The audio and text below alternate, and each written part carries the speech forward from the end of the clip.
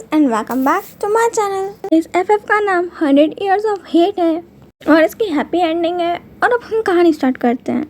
लन कुरैन लन वांगजी से कह रहे थे कि तुम्हें ही अब करंट किंग बनना पड़ेगा क्योंकि तुम्हारे ब्रदर किंग बनने से मना कर रहे हैं और वो ऐसे डिसीजंस नहीं ले सकते जिस तरीके का उन्हें लेने चाहिए।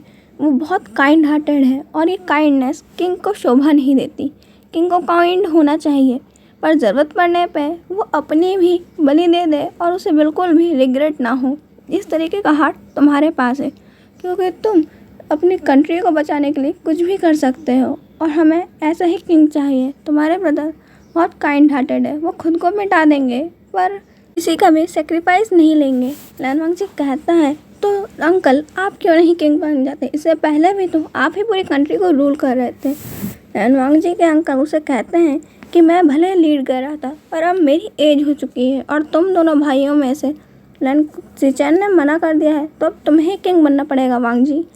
लन वांगजी इसके आगे कुछ नहीं कहता और अपने अंकल की इस ऑर्डर पे नोट करता है और कहता है कि ओके अंकल, आप जब चाहें तब मुझे क्राउन पहना सकते हैं और मैं करंट किंग बनने के लिए रेडी हूँ। लन कुरैन करंट के प्राइम मिनिस्टर थे जो अपनी पोस्ट को रिज़ाइन करके अब लन सिचेन को दे देते हैं और कहते हैं कि अब प्राइम मिनिस्टर तुम बनोगे और लन वांगजी किंग बनेगा।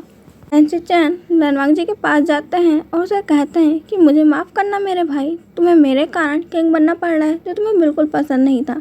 मेरे को मालूम है कि तुम्हें कैलीग्राफी करना बहुत पसंद है और अपने बनीज के साथ खेलना भी।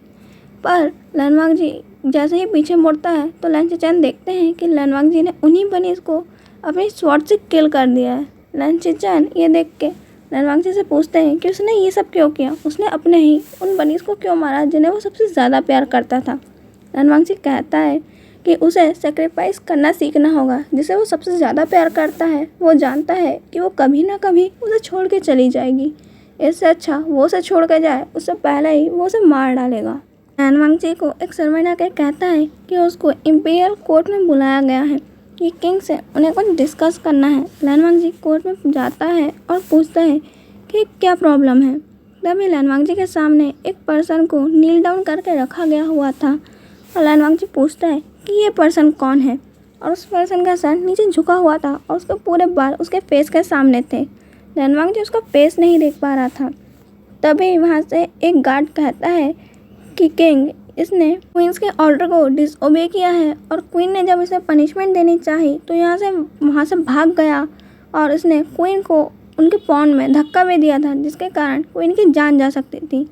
लन वांगजी उस पर्सन को कहता है कि इसे 200 कोड़े मारे जाएं। लन वांगजी के ऑर्डर्स पाते ही वो इंसान उस पर्सन को कोड़े मारने लगता है। उस पर्सन को कोड़े खाने से पूरी पीठ ब्लडेड हो गई थी और उसके पीठ से पूरा ब्लड बह जा रहा था। जैसे ही 200 कोड़े कंप्लीट होते हैं तो वो गार्ड कहता है कि किंग इसे मार देना चाहिए क्योंकि ये किसी काम का नहीं है। लन वांगजी कहता है इसका फेस ऊपर करो, मैं देखना चाहता हूँ कि ये कौन है। लन वांगजी जब उस पर्सन का फेस देखता है तो वो देखता ही रह जाता है। वो सोचता है कि इस पर्सन की आइज़ कितनी खूबसूरत है, ओशन जितनी गहरी, कितनी प्यारी हैं। ऐसा लगता है कि ये सिर्फ आसमान में उड़ने के लिए बनाया गया है। आज़ादी और प्यार बस इसी के लिए है। जी करता है कि 24 घंटे इसकी आंखों में खोया रहूं। लन वांगजी होश में आता है और उस पर्सन के फेस से अपनी नज़र घुमाता है और उस पर्सन के पास जाके उसका फेस पकड़ते हुए कहता है कि तुम बहुत ब्यूटीफुल हो, मैं आज मेरी नाइट तुम्हारे साथ स्पेंड करूँगा। क्योंकि सारे गार्ड जानते हैं कि लन वांगजी हमेशा ऐसा ही करता है, हर एक मैन और वीमेन के साथ नाइट स्पेंड करते रहता है और एक नाइट स्पेंड करने के बाद उनको मरवा देता है। वुइंग कहता है लन वांगजी की आंखों में देखते हुए कि मैं तुम्हारे साथ नाइट स्पेंड करने से अच्छा तो मरना पसंद करूँगा। लन वांगजी देखता है कि वेवूशान मरने से नहीं डरता पर हाँ, उसे बिल्कुल पसंद नहीं कि कोई भी उसकी बॉडी को टच करे और वेवूशान ने सभी गार्ड से अपने हाथ पैर बिल्कुल सिमट के एक जगह छोटी सी जगह में बैठा हुआ था। जी वेवूशान के फेस को और टाइटली पकड़ लेते हैं तो वेवूशान लन वांगजी की उंगली पे काट लेता है और कहता है कि मुझे छूओ मत। और ऐसा कहते हुए वेवूशान की बॉडी शिवर करने लगती है।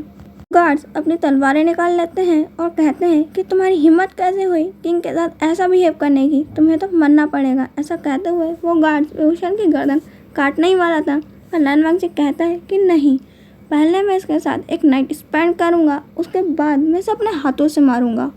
वेवशान कहता है कि तुम्हें मुझे मारना है तो मार दो, मैं तुम्हारे साथ अपनी नाइट स्पेंड नहीं करने वाला। तुम्हें मेरे को जैसे पनिश करके मारना है वैसे मार सकते हो, पर तुम मेरी बॉडी को कभी भी पा नहीं सकते। लैनवांग जी कहता है तुम मुझसे इतनी नफरत क्यों करते हो, पर वेवशान इस सवाल पे कुछ नहीं कहता और अपनी नज़रें घुमा लेता है, क्योंकि वेवशान लैनवांग जी से अपनी बहुत गुस्से की टोन में बात कर रहा था, जैसे आज तक किसी ने भी लैनवांग जी से बात नहीं की थी। इंसान सोचते हैं कि कहानियों में तो ब्लू आइज पर्सन को बहुत ही बुरा और मनहूस माना गया है, क्योंकि ये लोग अपने आसपास के सभी पर्सन्स को हर्ट करते हैं और अगर ये पास हो तो सबकी मौत होना तय है, और ये लोग बिल्कुल भी अच्छे नहीं होते हैं। ये चैन सोचते हैं कि कहानियों के मुताबिक एक प्रिंसेस थी जिसकी ब्लू आइज थी और उसके पीछे हज़ारों लोगों का खून बहा था, और वो प्रिंसेस बाद में किसी को ही नहीं हुई। पर सब लोगों का मानना है कि उस प्रिंसेस ने ये कर्ज दिया था कि अब यहाँ पे जो भी ब्लू आइज का पर्सन होगा वो अपने पीछे हज़ारों लाखों लोगों का खून करवाएगा, और वो पर्सन कभी भी लकी साबित नहीं होगा। चैन लैनवांग जी के पास जाते हैं और उन्हें समझाने की कोशिश करते हैं कि वेवशान को उन्हें मरवा देना चाहिए, और उन्हें समझ में नहीं आता है कि वेवशान अब तक ज़िंदा कैसे है। उन्हें नहीं लगता कि वेवशान कोई अच्छी चॉइस होगी। अगर लैनवांग जी चाहता है तो वो उसके लिए कोई और कॉन्सर्ट को बोल देंगे कि वो उसके साथ नाइट स्पेंड कर ले, पर वेवशान को उन्हें अभी इसी वक्त मार देना चाहिए। लैनवांग जी लैन चैन की ओर घूरते हुए कहता है कि नहीं, ये किंग का ऑर्डर है और किसी की भी इतनी हिम्मत नहीं है कि वो किंग के ऑर्डर्स को डिसोबे करे। मैं उसके साथ एक नाइट स्पेंड करके रहूँगा।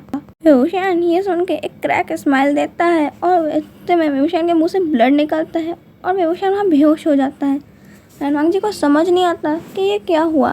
लैनवांग जी कहता है कि जल्दी से हीलर को बुलाओ। हीलर को बुलाने के लिए वहाँ से एक सर्वेंट चला जाता है, पर पूरे कोर्ट में यही बातें हो रही थी कि लैनवांग जी इस ब्लू आई पर्सन को रखेगा तो यहाँ पे अब क्या खून की नदियाँ बहेंगी, क्योंकि सब जानते हैं कि ब्लू आई पर्सन कितने अनलकी होते हैं और उन्हें तो पैदा होते ही मार देना चाहिए, पर ये अब तक जिंदा कैसे है। हीलर आता है और वेवशान को चेक करने लगता है और वहाँ से पीछे से लैनवांग जी से पूछ रहा था कि ये ठीक तो हो जाएगा ना, इसे क्या हुआ है। हीलर पहले तो कुछ कहता नहीं और फिर थोड़ा अपना साइलेंस ब्रेक करते हुए कहता है कि इसकी बॉडी बहुत वीक है और इतने ज़्यादा वार वो सह नहीं पाया। अगर इसे इसी तरीके से टॉर्चर करते रहा जाए तो ये बहुत जल्दी ही मर जाएगा। मुझे कहता है उस हीलर को कि कुछ भी करो इसे बचाओ, और लैनवांग जी के ऑर्डर्स पाके हीलर अपनी बेस्ट ट्राई करने लगता है कि ताकि वो वेवशान को बचा सके। लैनवांग जी देखता है कि वेवशान को बॉडी पे और भी मार्क्स हैं जिसमें उसको बहुत ज़्यादा मारा गया है, और वो कई मार्क्स तो अब तक हील नहीं हुए हैं। लैनवांग जी सोचता है कि इसे इतना ज़्यादा टॉर्चर कौन ने किया है और वो कौन है जो इसे मारना चाहता है। लैनवांग जी देखता है कि वेवशान के पैरों में भी बहुत ज़्यादा रेड मार्क्स हैं और ऐसा लगता है कि उसे बेड़ियों में रखा जाता था पहले।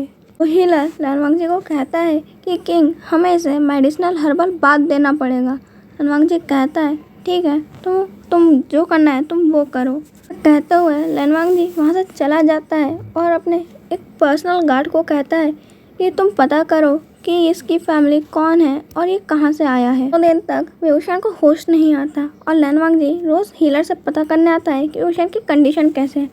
तीसरे दिन जब वेवशान को वो मेडिसिनल बात दे रहे थे तब वेवशान की आंखें खुलती है और वो अपने आप को यहाँ देख के पूछता है कि वो अब तक मरा नहीं। वेवशान जब अपनी कंडीशन नोटिस करता है कि वो हर्बल बात में है और कोई पर्सन उसके पीठ में मेडिसिन लगा रहा है, वेवशान वहाँ से दूर हटता है और कहता है कि इसकी कोई ज़रूरत नहीं है, मेरे को जीने का कोई शौक़ नहीं है, मेरे को तुम मरने दो। पर वो पर्सन कहता है कि अगर आप मर जाएंगे तो किंग हमें सबको मार डालेंगे। वेवशान सोचता है कि हमेशा से ऐसा ही होता रहा है। वेवशान कहता है ठीक है, तुम जो कर रहे थे तुम वो कर सकते हो। और वो पर्सन हंसते हुए वेवशान से कहता है कि आपको मालूम है 2 दिन से किंग आपको विजिट करने आ रहे हैं और आपकी केयर कर रहे हैं। आज तक किंग ने ऐसे इमोशंस किसी के लिए भी शो नहीं करे हैं, क्योंकि किंग सब के साथ एक बार सोने के बाद उन्हें मरवा देते हैं। वेवशान कहता है अपने मन में कि मेरे को लग रहा था कि वो मेरे को अब तक मरवा चुका होगा, पर मेरे को समझ नहीं आता कि वो अब भी मुझे क्यों नहीं मरवा रहा। अभी वहाँ पे अनाउंसमेंट होती है कि किंग आ रहे हैं और लैनवांग जी अंदर आके उस मेड से पूछता है कि वेवशान की कंडीशन कैसी है। वो मेड कहती है कि अब वेवशान को होश आ गया है और उसकी कंडीशन पहले से बहुत अच्छी है। लैन वांगजी वेवशान के पास जाता है और उसे अपनी ओर खींच के सीधे किस करने लगता है। लैन वांगजी को वेवशान अपने आप से दूर धक्का देते हुए कहता है कि तुम्हारी हिम्मत कैसे हुई मुझे किस करने की। लैन वांगजी कहता है वेवशान का हाथ पकड़ के कि तुम शायद भूल रहे हो कि मैं किंग हूँ और मैंने ही तुम्हारी जान बचाई है ताकि मैं तुम्हारे साथ एक नाइट स्पेंड कर सकूँ। वेवशान कहता है कि तुम कितना भी कोशिश कर लो मैं तुम्हारे साथ नाइट स्पेंड नहीं करने वाला। हाँ, अगर तुम्हें बॉडी चाहिए तो तुम मेरी बॉडी ले सकते हो, पर मैं अपनी मर्जी से तुम्हारे साथ कभी भी कुछ भी नहीं करने वाला हूँ। लैन वांगजी को गुस्सा आ रहा था कि अभी वो इतनी शांति से वेवशान से बातें कर रहा है और लैन वांगजी के ऊपर वेवशान अपना गुस्सा शो कर रहा है। लैन वांगजी वेवशान की वेस्ट को बहुत टाइटली पकड़ते हुए कहता है कि मैं तुमसे इतने प्यार से बातें कर रहा हूँ, तुम मुझे इतना गुस्सा शो क्यों कर रहे हो? मैंने ऐसा भी तुम्हारे साथ क्या किया है जो तुम मुझसे इतनी नफरत करते हो? वेवशान दूसरी ओर देखते हुए कहता है कि मैं तुमसे नफरत नहीं करता। आज के लिए इतना ही, हम मिलेंगे नेक्स्ट पार्ट में। बाय।